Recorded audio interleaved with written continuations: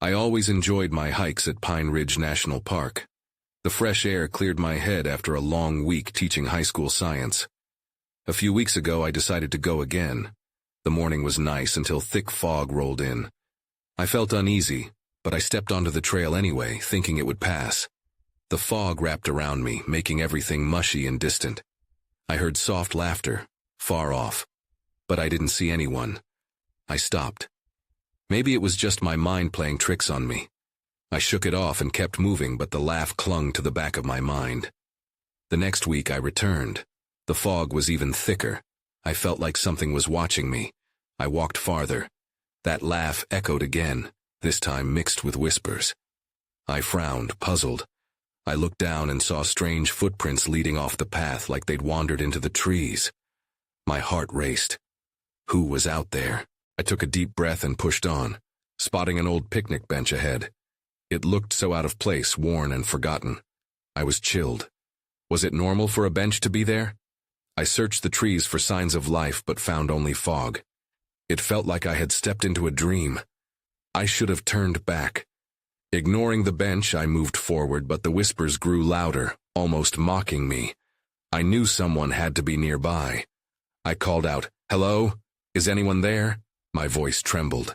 I felt like a fool standing there alone. No one responded. The only sound was the rustle of leaves. I turned to head back, anxiety tightening in my chest. The path was twisted in the fog. I swore I saw a figure in the distance, lingering just inside the trees. My heart thumped loudly as I squinted to see more, but it vanished. I felt cold. Suddenly, a soft voice came from behind me. "Why are you here?" I froze.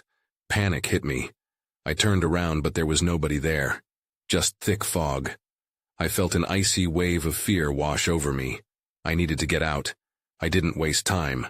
I hurried back the way I came, instinct urging me to move faster.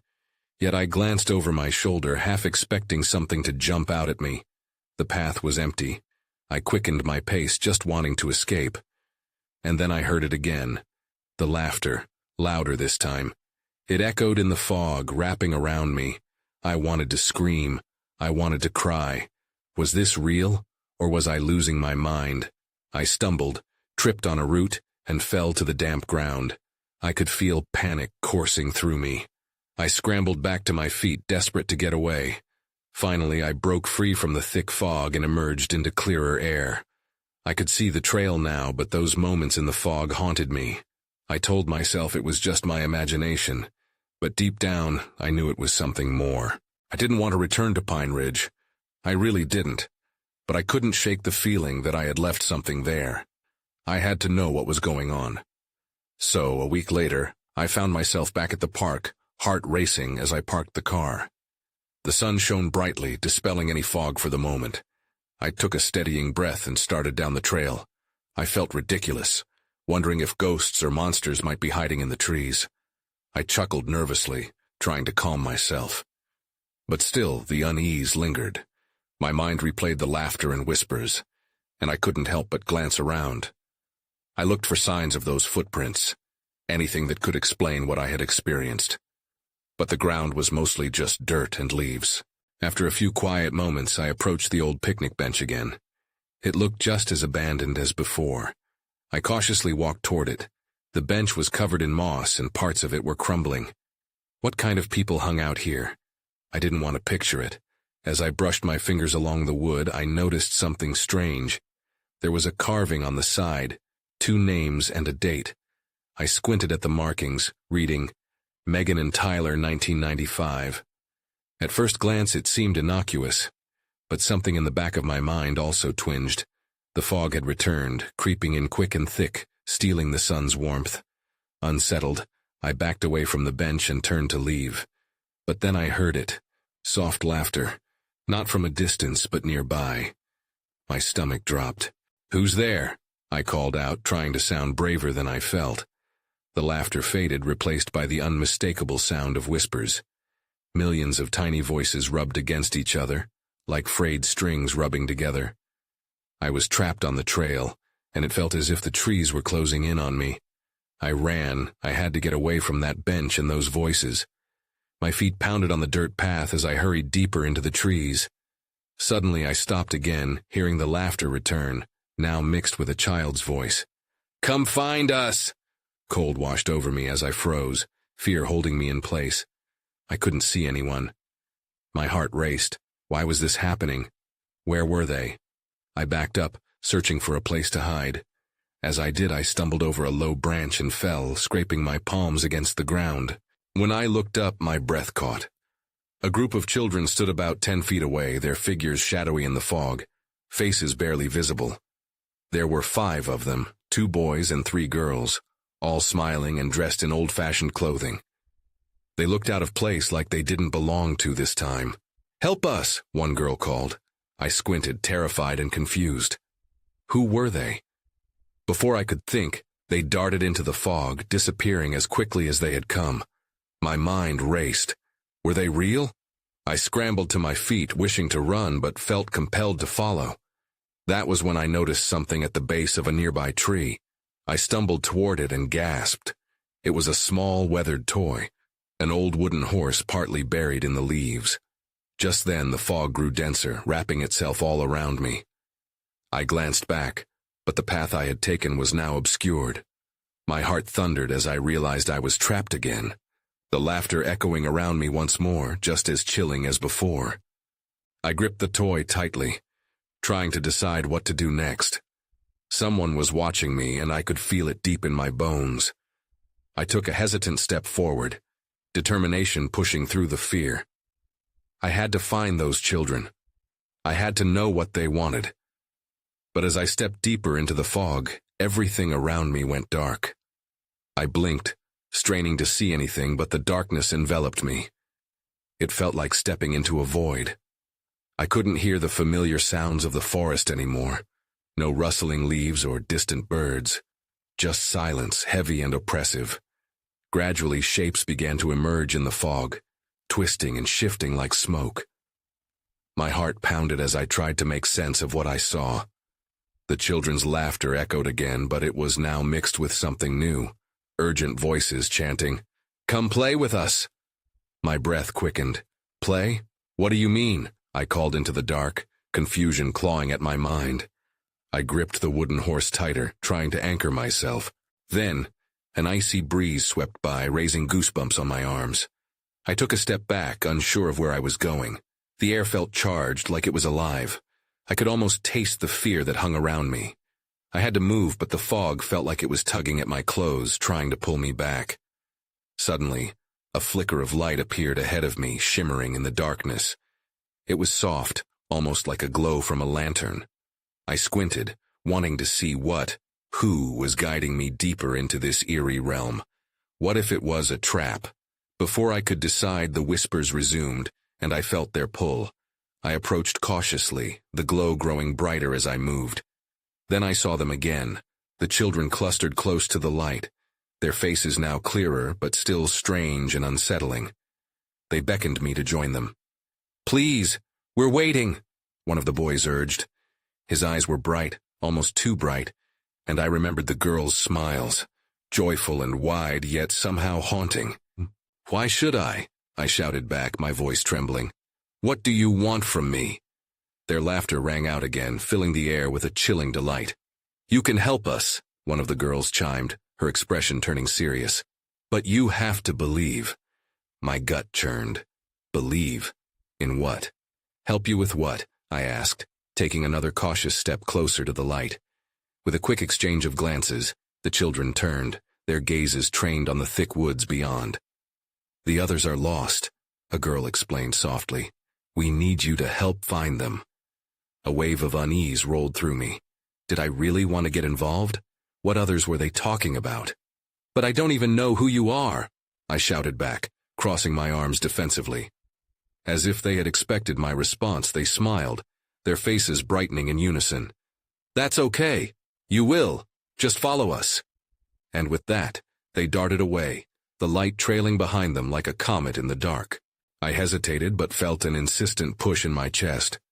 Against my better judgment, I took off after them, thankful that the glow had given me a point to follow. That's when I saw it. A flash of movement near the edge of the light. Something dark and tall shifted, hidden behind the trees. My stomach knotted. I stopped, scanning the trees, adrenaline coursing through me. "Keep up," one of the girls urged from ahead. But I couldn't move, instinct telling me I was not alone. Something was lurking just outside the warmth of the light, and it didn't feel friendly. The laughter faded, replaced by a low, grating voice from the shadows. I wanted to turn and run, but the children's voices called me back. "Don't leave, we need you." Before I could muster my next move, the dark figure stepped into the light's glow, and everything changed. My breath caught as the figure emerged. It was not a child at all. The silhouette loomed tall and wide, humanoid but unnatural, with jagged edges that seemed to ripple in the light. I could see no face, just a dark void where features should be. My heart raced, a mix of fear and disbelief coursing through me. "Stay with us!" The children's voices pleaded, but my instinct screamed to run. I looked back at their faces, and they still wore those strange smiles, eyes unfaltering in their brightness. But their expressions felt urgent now, desperate even. The shadowy figure stepped closer, and I felt the ground beneath me shift. A thick mist rose around it, curling towards me like ghostly fingers. "You've come to play," it rasped, its voice low and chilling. I wanted to shout, to argue, to demand answers, but all that came out was a strangled whisper. A tug of war began in my mind. Was it the children? The dark figure? If I moved, would it chase me? Did it want to take me somewhere? I glanced back to the light, hoping it would guide me to safety. But the glow felt smaller now, suffocated by the darkness creeping in. "Please!" one of the girls cried out, her voice breaking through my confusion. "You have to help us find them. You're the only one who can." Each word carried weight, anchoring me momentarily. I exchanged another glance with the figure, its presence heavy and oppressive. "Find who?" I blurted, spurred by a flicker of courage. "Us!" The children echoed in unison, eyes wide with an urgency that gripped my heart. "We're trapped here, just like them." I stood frozen, fighting the urge to turn and flee. "Trapped?" I stammered. "What do you mean?" "Lost souls," the shadow said, a hint of satisfaction in its voice. "Just as you are about to be." There was a twisted sense of triumph in its tone. My pulse raced, a drumbeat of panic. I took a step back instinctively, desperate to distance myself from that voice, but it continued. "They can stay here forever, and so can you." Suddenly the laughter returned, high-pitched and unnerving, wrapping around me like a noose. "You have to choose," the children urged, stepping closer to the light. My mind swirled. I wanted to run, to push past the figure and reclaim safety, but the children's pleas anchored me in place. "What if I can't find you?"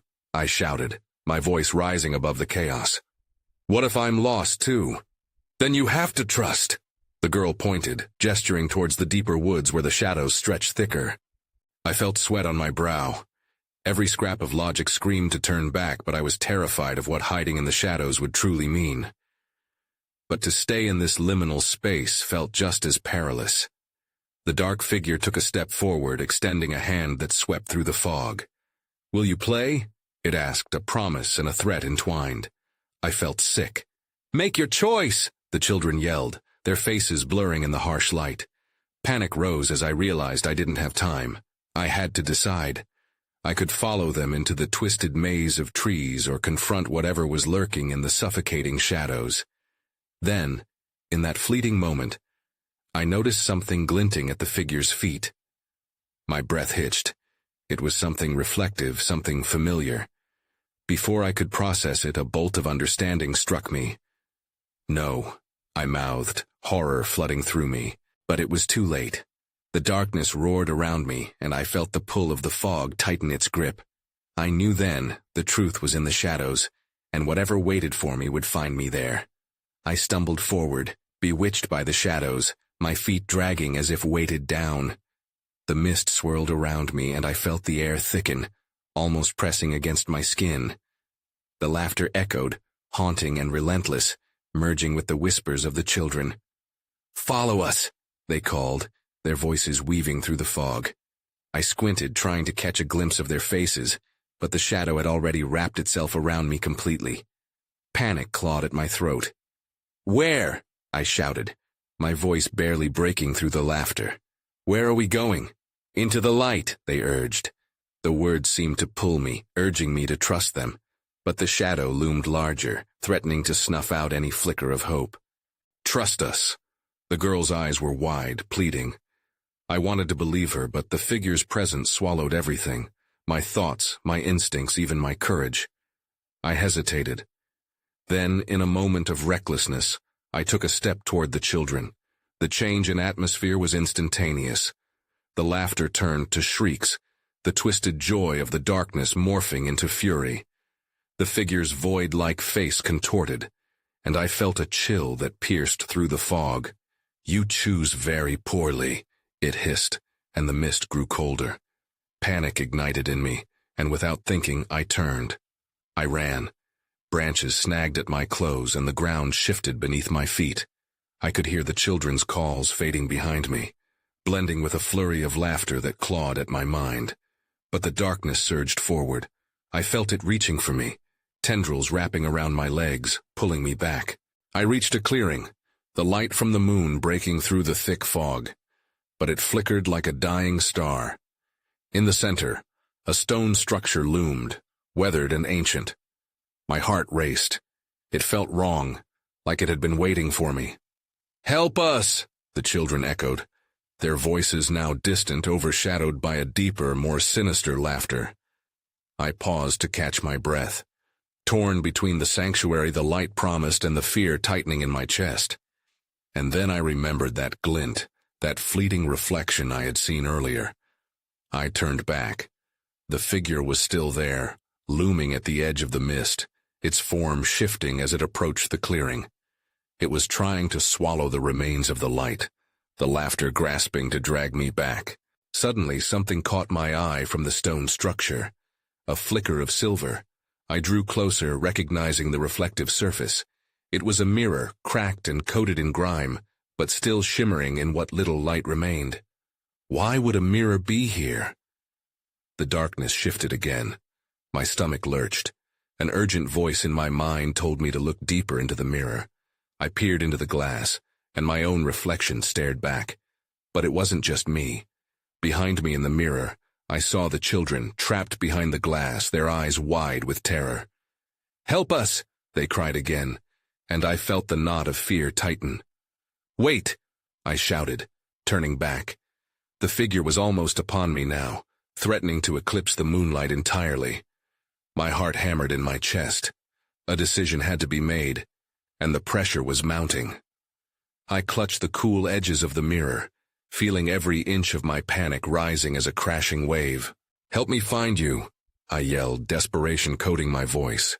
The laughter faded slightly, replaced by an unsettling silence, and that's when I saw it, the shadow's true form starting to swirl, revealing something I feared even more than the darkness itself.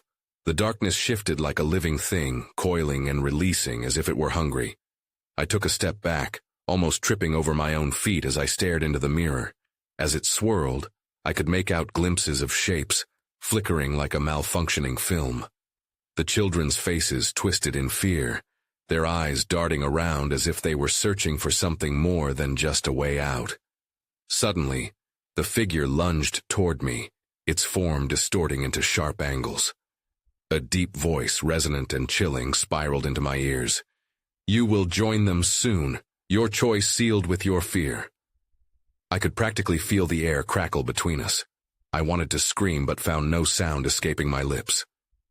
Then a spark of defiance flared within me as I clutched the mirror tighter, bracing against the weight of its malevolent gaze. "No!" I shouted, the word feeling heavy with my conviction. "You're wrong. I won't be chained by fright. I will find them." In that moment, the mirror flickered violently, and I felt something shift beneath my fingertips. The children's voices rose again, united in hope. "Break the glass," they urged, desperation threading through their urgency. I glanced back to see the shadow weaving through the fog, its mouth stretching into a ghastly grin. I could feel its presence lurking closer, a predator sensing victory. Fueled by raw determination, I swung my arm back and thrust the mirror forward against the stone structure. The impact rang out, a crystalline shatter that echoed through the clearing. The glass splintered, myriad shards raining down like falling stars. Time slowed as I watched the reflection warp. A powerful gust of wind rushed through the clearing, pulling at my clothes, tangling my hair. The shadow screamed, a sound that rattled my very bones, and I felt a pull at my core, as if I was being drawn into the fragments of the mirror, into the world I'd just unleashed. "Help us!" they cried again, this time in unison, their voices synchronizing with the chaotic disarray of the mirror. I didn't know how, but instinctively I dove through the shards. Everything around me erupted into swirling colors and light as I crossed over from the bitter darkness, a feeling of liberation washing through me. Then everything went cold. I landed hard on a gravel path, the cool sensation biting at my skin. I blinked, trying to adjust my vision. The mist was still thick, but I could see nothing beyond it. Desperation flooded me as I scrambled to my feet, searching for any sign of the children. "Where are you?" I called out, my voice barely a whisper against the howling wind. No answer from the inside of the mirror, but a soft glow appeared in the distance. Shaping up into a figure, it flickered like a flame against a blackened backdrop. I edged closer, my heart quickening. "Is that you?" I asked hesitantly, stepping into the light. I needed to know who or what I was about to face next. But as I reached out, the glow shifted, and a familiar laugh broke through the air. "You've come to play." The voice was playful yet chilling, and I froze. I had unwittingly entered another trap, one darker than I had imagined. The fog thickened around me, squeezing tighter. I knew I was not safe yet. And then I heard the whispers, "You cannot escape the darkness." I took a step back, my heart racing. The voice echoed eerily, wrapping around me like the surrounding mist. "Who are you?" I shouted, though my voice trembled. A shadow spun within the glow, its form flickering with a life of its own. A friend, or perhaps a foe. It twisted playfully, dissolving into the fog before reforming again. The laughter rang out once more, mocking and light, but it did nothing to ease the tension bursting in my chest. I wanted to bolt, but the darkness pressed in around me, feeding on my fear. I steadied myself. "I'm here for the children," I said, forcing authority into my voice. "Where are they?" "Ah, the treasures of innocence," the figure replied, lips curling into a smile that revealed sharp, gleaming teeth. "They are close, but you must prove worthy to join them." "What do you mean?" I demanded, but my words felt small, swallowed by the gloom. It was like standing at the mouth of a cavern, knowing danger lurked within, but being drawn in nonetheless. "Follow me," it said with a gesture toward the darkness ahead. It glided with a fluid grace, disappearing into the fog. Against my better judgment, I stepped forward, feeling compelled to pursue it despite the gnawing dread in me. The mist thickened, weaving around me like threads in a tapestry of despair. I strained my ears, hoping to catch whispers of the children. They must be nearby. I took a few more steps, the gravel crunching beneath my feet, when suddenly the shadows parted, revealing a dilapidated wooden cabin. Its door hung ajar, creaking softly with the wind. "Enter if you dare," the voice echoed from within. I hesitated. What awaited me in there? The laughter had shifted, now sounding less playful, more sinister. "You don't have to do this," I murmured to myself, but part of me was already pushing through the threshold, drawn by an unseen force. Inside, the air felt heavier. Dust motes danced in the thin beams of light struggling to filter through grimy windows. I looked around, my eyes catching sight of something nestled on a rotting table. A small wooden toy, a puppet with faded colors. My breath hitched. This was one of the children's toys. Hope flickered. I reached out, brushing my fingers against its surface when a sudden chill filled the room. The door slammed shut behind me with a deafening bang, cutting off my retreat. I spun around, panic swelling within me. "Who's there?" I shouted, my voice bouncing off the walls. The air shifted again, and I could have sworn I felt eyes watching me from the shadows. And then, among the whispers, I heard a child's voice. "Help us, please!"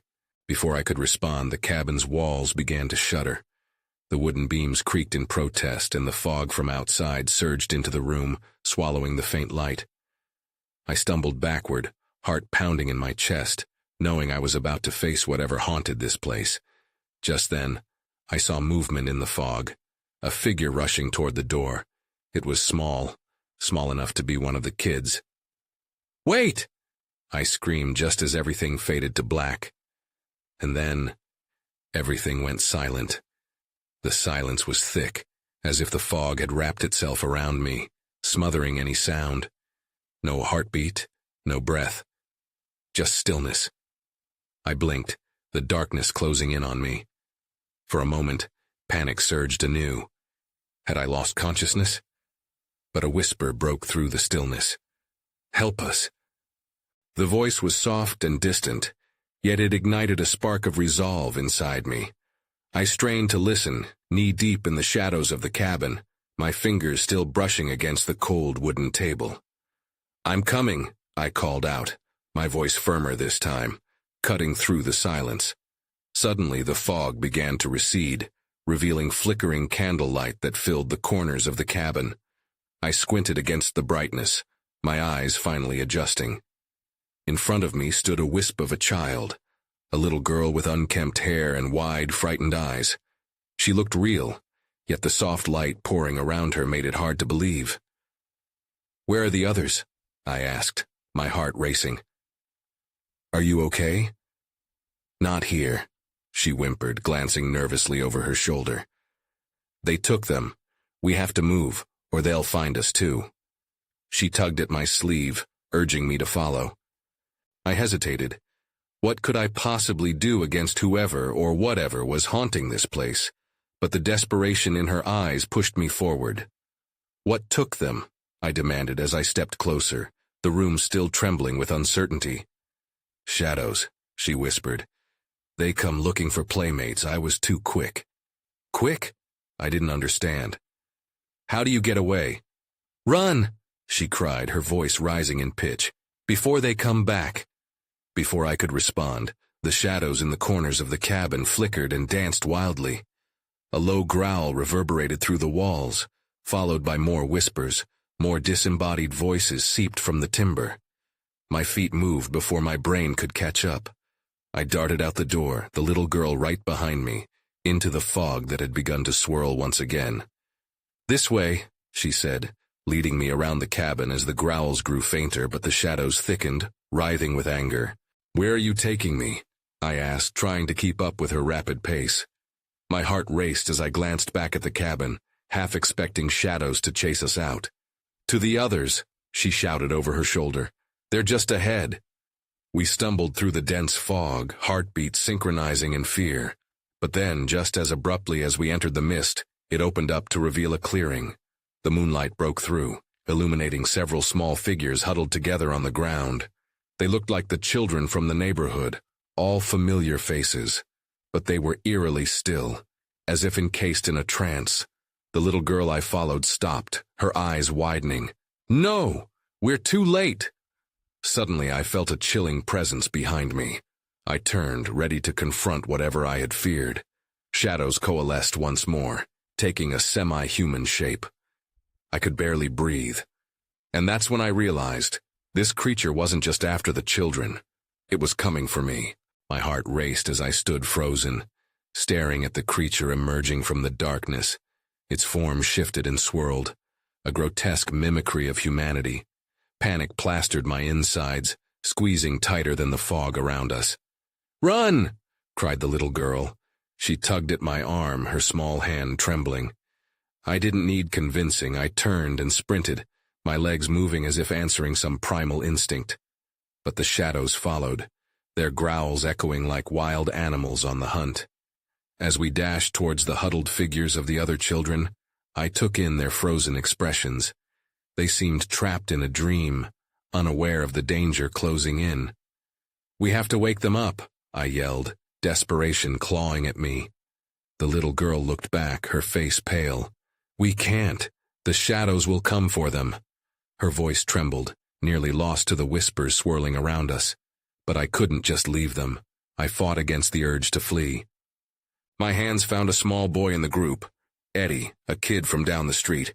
I shook him. "Eddie, wake up." His eyelids fluttered, but he didn't fully rouse. I glanced back at the shadows. They seemed to pulse closer, reaching for us. "Please, come on," I screamed. My voice snapped through the fog like a whip. One by one, the other kids stirred. I felt a glimmer of hope, but it was short-lived. The dark form lurked at the edge of my vision, too close for comfort. "Get up, everyone! We have to go," I shouted, the urgency spilling out of me like water from a broken dam. The children blinked, a dazed look in their eyes. It was all I could do to keep my fear at bay. Suddenly the shadows lunged, breaking apart the ground with a whooshing sound. I turned, the little girl beside me wide-eyed. "This way," she cried, her urgency pushing me deeper into the clearing. I focused on each child's face, willing them to join me. "Follow us," I shouted to the others. They began to move, slowly at first, before a collective energy surged. With one last glance at the approaching darkness, I broke into a sprint. As we raced back into the thickening fog, I heard the growl again, a monstrous sound that made the hairs on my neck stand up. I dared not look back, but I could sense its relentless pursuit behind me. The whispers intensified, filling my ears with an unnerving chant that felt almost familiar. When we reached the edge of the clearing, the little girl yanked me to the side, ducking behind a thick tree.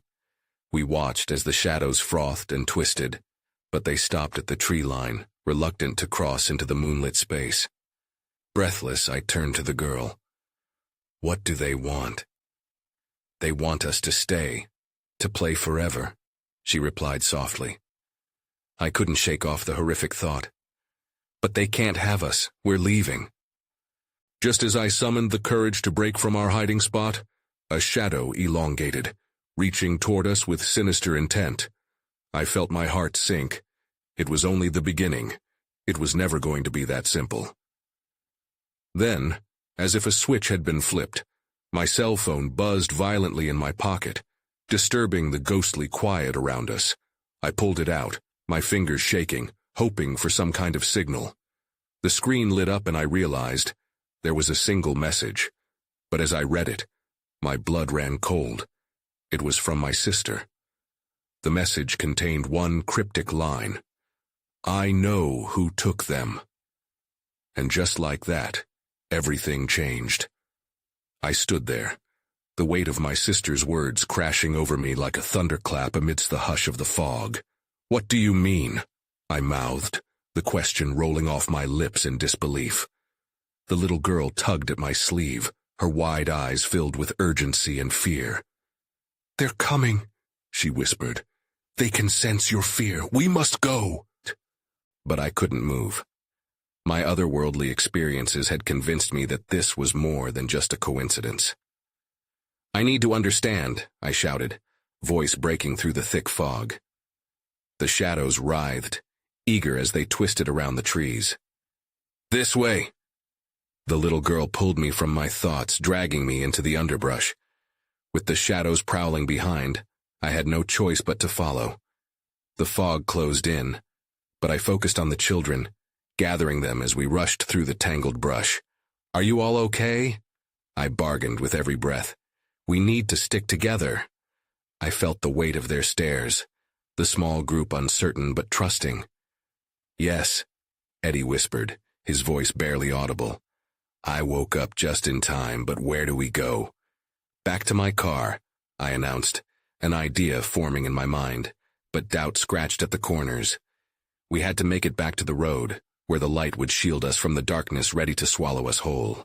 "This is no time to hesitate," I urged, darting through the trees, willing my feet to keep moving as panic coursed through me. But behind us I heard the growl again, low and feral. The shadow shifted menacingly, a surge of energy that crackled with malicious intent. "Run!" I shouted, time blurring as we pressed further into the darkness. The little girl's grip tightened. "It responds to fear. We have to believe." "Believe?" I gasped, my mind whirring. "Believe in what?" "In each other," she said, her conviction like a beacon against the consuming fog. It gave me courage as I struggled on, the other children scattering to make room. Their steps faltered, but I urged them forward, somehow emboldened by her words. Suddenly, the gleaming figures materialized before us. The flickering presence of the children appeared again, now distinctly visible through patches of moonlight. "Help us!" they cried. It was an echo that reverberated from the cracks between realities, a haunting melody that accompanied the shadows encroaching upon us. Just as the realization dawned, the energy around us surged. I shouted, "Focus on us! Remember who you are!" The children huddled close, a circle of warmth in the loamy earth. I felt the little girl's hand in mine, the grip solidifying my resolve. "Believe!" I shouted with every ounce of strength I could muster. My heart raced, the darkness clawed closer, but I pressed onward with determination. My thoughts spiraled back to my sister's message, colliding with fragments of horror. What truth had she known? The shadows paused, sensing the shift in the air, and for a fleeting moment we were still. Time stretched thin, and I felt the weight of the world upon my shoulders. "Make your choice," a voice echoed from the depths, and as if in response the children's laughter infused the air. I willed myself to hold on to their joy, their innocence, allowing it to fill the silence where the beasts weren't, where light held the darkness in abeyance. "Let's find the way together." I steeled myself, squinting against the oppressive black that loomed over us. "No more games!"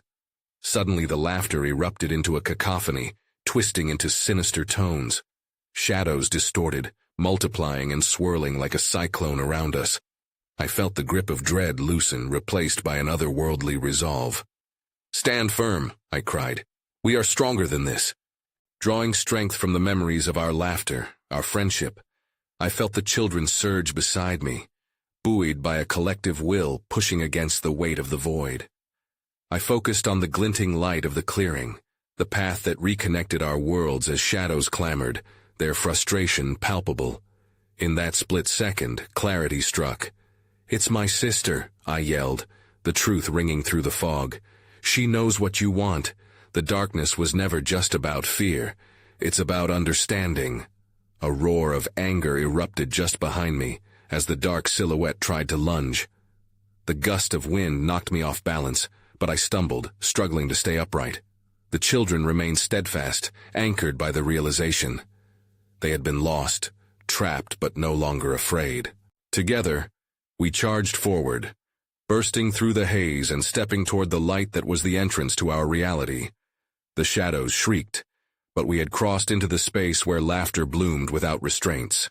We hurtled into the clearing, the world crumbling behind us, as the moonlit path loomed ahead, casting away the darkness that had held us captive. But even as I felt the pull of the expanse before us, a question remained.